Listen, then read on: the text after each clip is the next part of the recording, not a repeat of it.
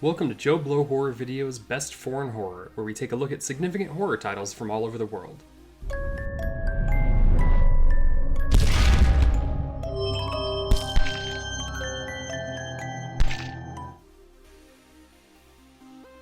Today we hop in a plane and travel to the land of one of the biggest directors of all time and explore a modern classic that not only subverts expectations, but was good enough to get the American remake treatment, because as we know, if a horror movie exists, it will get remade. Sweden isn't necessarily a powerhouse in the realm of horror, but they have produced some very impactful works. The earliest example is Phantom Carriage from 1922, which, in addition to being one of my favorite Southern California breweries, is a landmark title in Swedish horror. It's pretty much the first example we can give, and is also a work from someone who is credited with bringing the medium of film itself to Sweden. It's based off a classic story and follows the person chosen to drive Death's carriage, he or she who is the last person to die on New Year's Eve. The following year would give us Haxan, which is a trippy faux documentary film that traces the history of witchcraft, at least up to 1922. It has a surreal feel to it, and while the effects are dated nearly 100 years later, for the time, they were realistic and even frightening. Those two films would have a massive impact on the director of the next film, The Hour of the Wolf. If you have a passing interest in film or have taken any film course in school, you've almost certainly heard the name Ingmar Bergman. He's Kubrick, Spielberg, and Scorsese all wrapped up into one. His impact and legacy are nearly unmatched, and a trilogy of films cemented his name in the horror genre, even if two of them are only largely tangential. First up is The Seventh Seal. It follows a few storylines, but the main point for our purposes is the battle of wits, and occasionally games, with Death himself. While not truly in the horror realm, it deals with trying to fight death and shows the horrors of life and war at times. The Verge in Spring is a fantastic character study, and would inspire another legendary filmmaker, Wes Craven, to make one of the best slasher exploitation films of the 1970s with The Last House on the Left. The Verge in Spring is obviously a much more art house experience, but the seeds of horror are certainly there. The Hour of the Wolf is a fever dream of a movie, quite literally, where an artist tells his wife his deepest fears and desires during dusk to dawn, the part of the day known as, well, the Hour of the Wolf. While there are more than a few exemplary examples of essential Swedish horror in the 70s and 80s, the 90s gave us a gorefest with a message in 1995's Evil Ed. It follows a film editor who loses control of both his project and his mind while working on an incredibly graphic horror film. In addition to being a no-holds-barred splat factory, it was also a scathing attack on the censorship practices in the country up to that point. While films before it tried to be exploitative, Evil Ed did so in the hopes of pushing a change for future films to be made and previous films to be released or allowed to be seen in the country. Later in the 90s would give us Insomnia, which many of you may know as one of Christopher Nolan's early films, but what you might not have known is it's a remake, and I highly recommend watching the original too. While there are countless other examples to go over that I would highly recommend as examples of Swedish horror, we get to 2008 and it brings us to today's film that is at times a classic tale on vampire lore, but also a story of love, loss, and loneliness. I'd like to thank you guys for watching Best Foreign Horror, and ask that if you enjoy our shows, please subscribe to our channel right now. Like this video and click on the bell so you can be notified each time a new video goes up. And now, back to the show. Let the Right One In begins with snow falling on Blackeberg, Sweden in the early 80s. Oscar is a shy and awkward 12-year-old who lives somewhat isolated in an apartment complex. He's bullied fairly regularly at school and spends a lot of time planning and fantasizing about enacting revenge on his tormentors. New neighbors move in, an older man accompanied by a girl Oscar's age, and the first full night they are there, the man, Håkan, knocks out a passing man on the street, hangs him upside down, slits his throat, and starts to collect his blood. This ritual is interrupted by a dog, and he must flee before getting everything he needs. Oscar is practicing taxi driver style outside when he meets his new neighbor Ely, who explains that they cannot be friends. Back in her apartment, Ely chastises Håkan about his failure with her voice becoming deeper and less human. He simply apologizes, not showing much sympathy for his act or his failure. After avoiding the bullies at school, Oscar adds to his scrapbook of knife pictures and newspaper articles while continuing his lonely life. The next day, Håkan sits alone in a diner where a group of middle-aged people discuss politics and other people. Håkan sits silently though, and even ignores their invitation to join. Oscar meets up with Ely again at night where they get to know each other a little better, with Oscar even letting her borrow his Rubik's Cube. Ely ends up trapping and brutally killing Jacques, one of the patrons from the diner, to feed her unquenched hunger. One of the neighbors sees it and happens to bring the other friends from the diner to check the scene, while Håkan gets rid of the body in a frozen lake. Oscar finds his Rubik's Cube completely solved and finally has a proper introduction to Ely.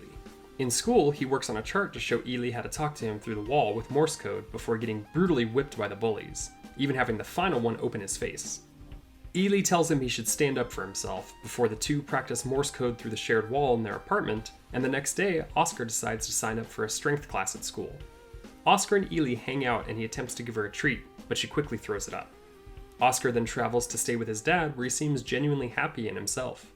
Hakon has been seen by enough people around town that he's prepared a jar of acid to make himself unidentifiable. He goes out to get another victim for Ely, but is fully caught this time and melts his face with the acid before ending up in the hospital, guarded by police. Ely, alone in the apartment, hears on the radio that a mysterious and disfigured man has been apprehended and heads to the hospital. She climbs the building wall and feeds on him before ending his suffering as he falls to his death.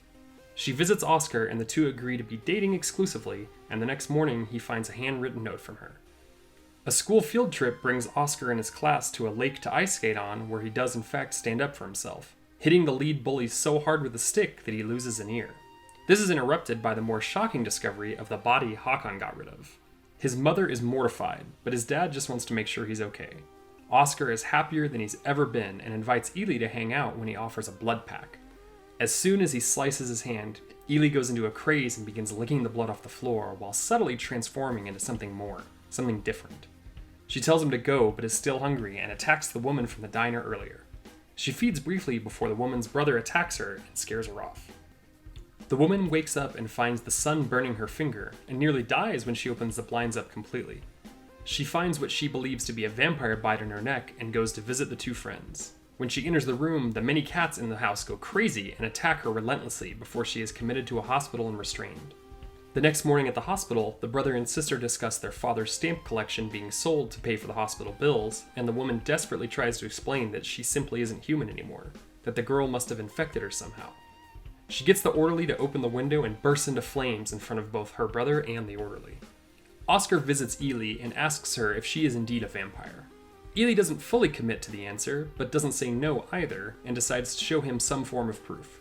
She shows him that some of the legends are true by standing in a house she is not invited in and bleeding from every orifice. Oscar realizes she isn't lying and says she's invited, while then Ely asks him to take care of her. The next morning, Oscar awakes to a sign that says she is in the bathroom and not to enter, which he respects. However, the brother, remembering where the girl lived, comes for her and is about to let the sun in when hidden Oscar saves Ely by waking her up and closing the bathroom door, allowing her to kill and feed once again. Oscar is invited to swim by one of the bullies, pretending to like him now, and when he shows up, the older brother of the kid he maimed attempts to drown him. Ely returns the favor and slaughters all but one of the bullies, allowing Oscar to survive. The next day, Oscar is on a train, leaving his old life behind while communicating with something in the travel trunk that accompanies him, smiling at his new life. The whole movie takes the slow burn approach with a nearly 2-hour runtime, but it absolutely works. It takes the time to flesh out the characters and how they live their lives. The subtle implication that Hakon was a young boy like Oscar when he took over watching Ely is deep and sad, and the parallels between the two characters show that maybe Ely takes advantage more than she should. Basically, I'm saying that the central heart and structure of the film is one of the best bits, but that's kind of a cheat, isn't it? The first real standout moment in the film that comes to mind is the scene where Ely proves to Oscar that she's a vampire. Yeah, I know she never really admits it, but that's what she is, let's be honest.